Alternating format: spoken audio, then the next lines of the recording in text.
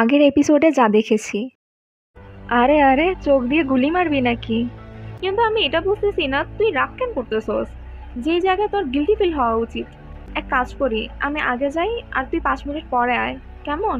তোমাকে ধরে রাখার মতো আমার কাছে কিছু নাই, তাই মনে হচ্ছে তোমাকে কিছুদিন আমার সাথে এভাবেই থাকতে হবে, কারণ এখন আমি তোমাকে সহজে যেতে দিতে পারবো না।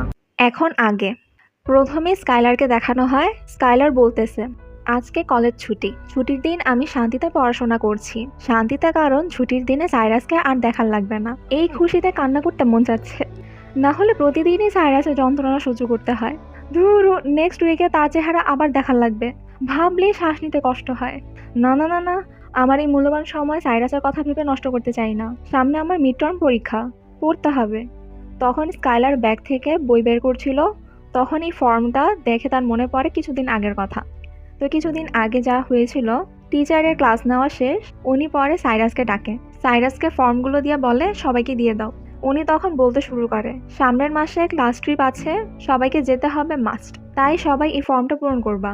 অন্যান্য ক্লাসের এরা আগে আগে সব কাজ করে ফেলছে, আমাদেরকেও আগাতে হবে। প্রত্যেকটা গ্রুপে 5 জন করে থাকবে, আর আমাদের ছেলেরা যেহেতু 16 জন, তাহলে একটা গ্রুপে 6 জন যাবে। তোমাদের পুরো ট্রিপ জুড়ে এই গ্রুপের সাথে থাকতে হবে, তাই ভেবেচিন্তে গ্রুপ ডিসাইড করবে। সাইরাস, সবাই যখন গ্রুপ বানানো শেষ করে ফেলবে, সেই লিস্টটা আমাকে পরে দিয়ে যাবে। সাইরাস বলে, জি স্যার।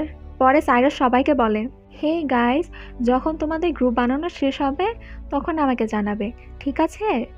তো এই ঘটনা মনে করতে গিয়ে স্কাইলারের মুখটা এমন হয়ে যায়, সেও বাসায় বসে প্র্যাকটিস করতে থাকে। হে গাইস, যখন তোমাদের গ্রুপ বানানো শেষ হবে তখন আমাকে জানাবে, ঠিক আছে? আজাইরা, ও তখন রাগে ট্রিপের ফর্মটা ছিঁড়ে ফেলে। স্কাইলার বলে, ধুরু ধুরু, আবার ফর্মটা আনার লাগবে। পরে দেখা যায় ফটো ক্লাবে সবাই মিটিং করছে। সামনে যেহেতু ক্লাস ট্রিপ আর ক্যাম্পিং, এই সময় ফটো ক্লাবের অনেক বড় সুযোগ থাকে অনেক সুন্দর সুন্দর ছবি তোলার। তো একজন আরেকজনকে নিজের প্ল্যান শোনাচ্ছিল। তখন স্কাইলার বলে, আমরা সবাই অনেক ছবি তুলবো, তারপর প্রত্যেকে 10টা বেস্ট ফটো আলাদা করে রাখবো। ডিফারেন্ট ইভেন্টসের উপরে আমরা আলাদা আলাদা করে অনেক পোস্টার বানাবো। অনেক ভালো আইডিয়া। তো এভাবেই আগাবো আমরা সবাই। স্কাইলার তখন তার জুনিয়রদের বলে, আমি তোমাদের পরে শিডিউল পাঠিয়ে দিব, তোমরা সেই হিসেবে একটা করে ইভেন্ট সিলেক্ট করে রাখবে, আর বাকি ইভেন্ট আমি সামলাবো। মানে এই সিন দিয়ে বুঝাইছে যে স্কাইলার অনেক দায়িত্বশীল। পরে সব স্টুডেন্টরা ক্লাসরুম ক্লিন করছিল, তখন চানিল ময়লা ফেলাইতে যায়। স্কাইলার তাকে দেখে বলে, আমিও যাব তোমার সাথে। পরে দেখা যায় রিসাইক্লিং এর সময় সবটা কাজ স্কাইলার করছে। পরে চানিল বলতেছিল, অনেক কাজ করে ফেলছি। পরে চানিল খালি ডাস্টবিন উঠিয়ে বলে, চলো চলো, যেতে হবে, অনেক কাজ করতে হবে। স্কাইলার মনে মনে বলে, সব কাজ আমাকে দিয়ে করাইছে, আর বলে নাকি সে করছে, তারপরেও তোকে সুন্দর লাগে, কেন সুন্দর লাগে? পরে চানিল হাঁটতে হাঁটতে বলে, জানো, সামনে যেহেতু ক্লাস ট্রিপ, আমি ট্যালেন্ট শোতে নাম দিয়েছি। স্কাইলার জিজ্ঞাসা করে, ও আচ্ছা, কি করবা তুমি? চানিল জানায়, আমি গান গাবো, ব্যান্ডে। স্কাইলার জিজ্ঞাসা করে, এটা যেহেতু ব্যান্ড, তাহলে আরও মানুষ তো থাকার কথা, ওরা কারা? তখন চানিল জানায়, 3 জন। 3 জনের নাম বলে, বলে যে আমরা 4 জন ব্যান্ড হিসাবে গান গাবো। আমি সাইরাসকেও জিজ্ঞাসা করেছিলাম, ও মানা করে দিছে। স্কাইলার ভাবে, সাইরাস আবার ট্যালেন্ট শোতে, একদমই মানাইতেছে না। তারপর ভাবে, সাইরাসের নাম যেহেতু উঠছেই, আর আমরা 2 জন এখানে একা, তাহলে সাইরাসের ব্যাপারে জিজ্ঞাসা করলে কেমন হয়? তখন স্কাইলার বলতে শুরু করে। স্কাইলার বলে, ও, আমার মনে হয় সাইরাস যদি পারফর্ম করতো, সবাই এটাকে অনেক এনজয় করতো। চানিল বলে, আমি তো এটাই বলতেছি, কিন্তু ও ছোটবেলা থেকেই অ্যাটেনশন পছন্দ করে না। পরে বলে, আমি শুনেছি তোমরা সেম স্কুলে পড়তে, মানে আমি জাস্ট কিউরিয়াস যে সাইরাসকে আগে কি অন্যরকম ছিল? চানিল একটু ভেবে বলে, না, ও সবসময় সেম ছিল, সবার সাথেও ভালো আচরণ করে। নর্মালি মানুষ ভাবে সুন্দর দেখতে মানুষেরা ভালো হয় না, সাইরাস ওইটাকে ভুল প্রমাণ করেছে। সে কারোর সাথে খারাপ আচরণ করেনি, সে বড়দের সাথেও ভদ্রভাবে আচরণ করে। এগুলা শুনে স্কাইলার চুপসে যায়, আর মনে মনে বলে, তুমি কার কথা বলতেছো? আমি তো সাইরাসের কথা জিজ্ঞাসা করছি। ওর বিশ্বাসই হইতেছে না যে চানিল মাত্র সাইরাসের বর্ণনা বলছে। পরে স্কাইলার বলে, ও আচ্ছা, আর মনে মনে বলে, চানিল এখনও রিয়েল সাইরাসকে দেখেই নাই। পরে ওরা চলে যায়। রাতে সাইরাস তার বাসায় ফিরে আর দেখে তার বাসার কেয়ারটেকার ক্যান্ডিকে বেঁধে রাখতেছিল সিঁড়ির সাথে। সাইরাস দৌড়াইয়া যায় আর জিজ্ঞাসা করে, কি করতেছো তুমি? তখন এই কেয়ারটেকার আন্টি ঘাবড়িয়া যায়। তখন পিছন থেকে এক মহিলা বলে ওঠে, আমি বলেছিলাম ওকে এই কাজ করতে। তোমার এই ফালতু কুকুরটা দেখো আমার জুতার কি হাল করছে। লিমিটেড এডিশনের জুতা ছিল, একবারও পরি নাই। এটা দেখে সাইরাস হেসে দেয় আর বলে, তোমার তো ক্যান্ডিকে থ্যাঙ্কস বলা উচিত, এখন এই জুতাটা তোমার লাইক লাগতেছে। পরে সাইরাস মহিলাটাকে একটা ধাক্কা দিয়ে যায় আর বলে, আর যদি ক্যান্ডিকে টাচ করারও ট্রাই করো, আমার থেকে খারাপ আর কেউ হবে না। তখন ওই মহিলাটা রাগে জুতাটা সাইরাসের দিকে ছুঁড়ে মারে। এটা সাইরাসের মাথায় লাগে। তখন সাইরাস, তুই কি করলি মাত্র? ওই মহিলাটা বলে, কুকুর যদি খারাপ কাজ করে তার মালিকের কাজ শাস্তি দেওয়া, আমি ওই কাজই করছিলাম। সাইরাস হাসে আর বলে, তুমি এই বাড়ির মালকিন হতে চাচ্ছ? তোমার যদি চাটাচাটি শেষ হয় এই বাড়ি থেকে চলে যেতে পারো। চিন্তা করো না, আমার বাবা জানলে তোমাকে আরেকটা বাড়ি কিনে দিবে। তখন ওই মহিলা বলে, আমি টাকার পিছনে ছুটি না, আর নোংরা জিনিস আমাকে স্যুটও করে না। পরে কেয়ারটেকারকে বলে এই জুতাটা ফেলে দিতে। ওইদিকে সাইরাস রাগ কন্ট্রোল করছিল। পরের দিন ক্লাসে সবাই নিজেদের গ্রুপ সিলেক্ট করে সাইরাসকে নিজেদের নাম বলছিল। সাইরাস তখন সবাইকে বলে, সবাই আসো আর তোমাদের নাম দিয়ে যাও। পরে সাইরাস দেখে এখনও 3জন বাকি নাম দেওয়ার, তার মধ্যে স্কাইলারও ছিল। সাইরাস মনে মনে বলে, যতটুকু আমার খেয়াল হয় স্কাইলারকে এখনও কারোর সাথে ঘোরাঘুরি করতে দেখিনি, কিন্তু একজন আছে, সে আসলে ধান্দাবাজ। নিজের যখন হেল্প লাগে তখনই আসে। স্কাইলার প্লিজ তোমার ম্যাথ বইটা দিবে? স্কাইলার তোমার হোমওয়ার্কটা দেখতে পারি? আমি করেছিলাম সত্যি, কিন্তু আনতে ভুলে গিয়েছি। এগুলো মনে করে সাইরাস বলে, এমন ফ্রেন্ড থাকার চেয়ে না থাকাই ভালো। পরে এক ছেলে সাইরাসকে ডাক দিয়ে তার সাথে নিয়ে যায়। সাইরাস গিয়ে যা দেখে তা দেখার পরে ও সাথে সাথে বলে দেয়, আমি যাই, আমার কাজ আছে। যেই ছেলেটা সাইরাসকে ডাক দিয়ে নিয়ে গিয়েছিল সে বলে, এই তুই ধোকা দিস না, আমাকে এখানে একা রেখে যাইস না, তোর চানিলের জন্য গান সিলেক্ট করে দেওয়ার কথা ছিল। ওইদিকে চানিল এই গান গাইতেছে, somebody to love. Wow! Cyrus তখন বলে, গান গাবে ও, কাজ করতেছি আমরা। তখন এই ছেলেটা বলে, ভাব ধরিস না তো, তুই জানোস চানিল কেমন। আর হ্যাঁ, কানে তুলা দিয়ে রাখ।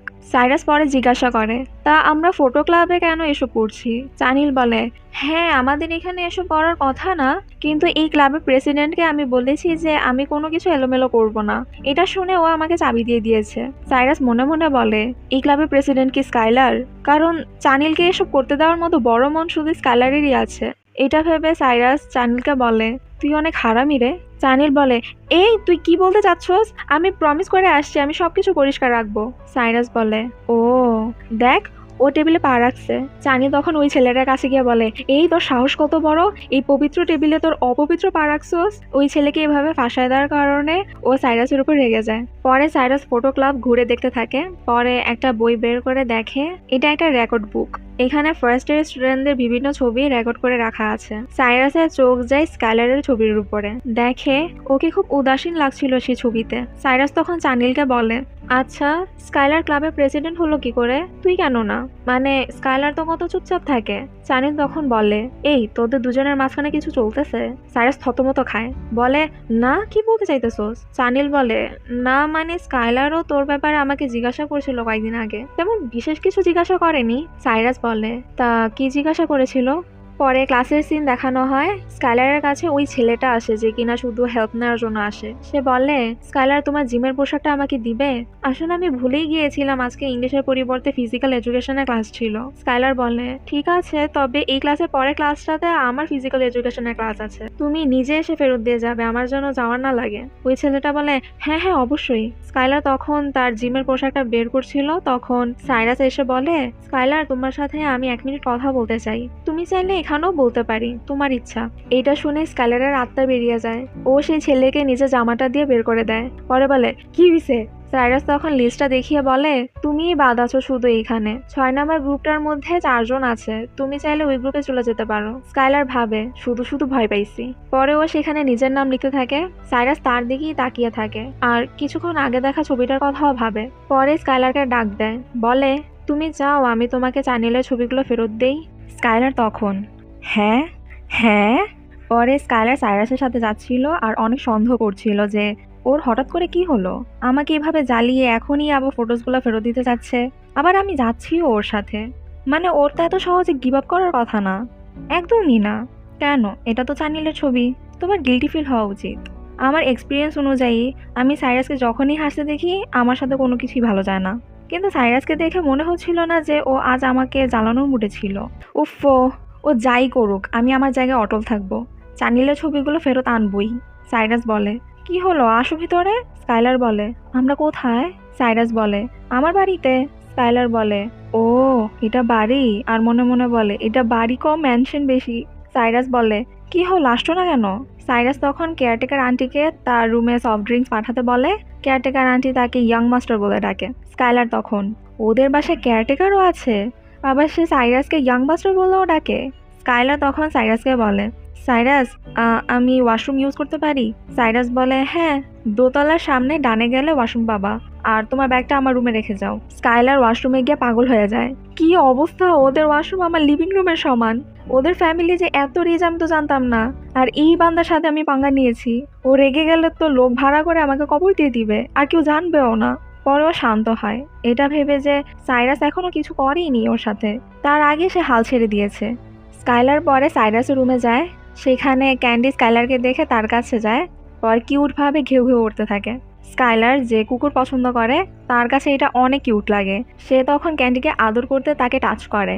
ক্যান্ডি এত সফট ছিল, স্কাইলার বলতে শুরু করে, ও লে লে লে, আমার কিউটি পাইটা, হ্যালো ক্যান্ডি ব্যান্ডি, তুমি কি নমনম খাইছো? তখন তার মনে পড়ে সাইরাসও তো আছে এখানে। স্কাইলার লাল হয়ে যায় লজ্জায়, বলে, এই কি দেখতেছো, তাড়াতাড়ি আমার ছবিগুলো ফেরত দাও। সাইরাস বলে, নোম নোম। স্কাইলার তখন বলে, চুপ থাকো। সাইরাস তখন বলে, আচ্ছা বাদ দেই, আর কাজ শুরু করার আগে একটা জিনিস তোমাকে বলতে চাই। তোমার মনে আছে তুমি যে আমাকে একটা মেসেজ পাঠিয়েছিলে? স্কাইলার মনে করতে থাকে, তখন তার মনে পড়ে সেই মেসেজের কথা। সাইরাস বলে, সত্যি বলতে আমার ইন্টেনশন ছিল না এটা সিক্রেট রাখার, আমি চ্যানেলকে সব বলে দিতাম। তখন আমি ভাবি এসব করার দরকারই নেই। স্কাইলার বলে, কি বলতে চাচ্ছ?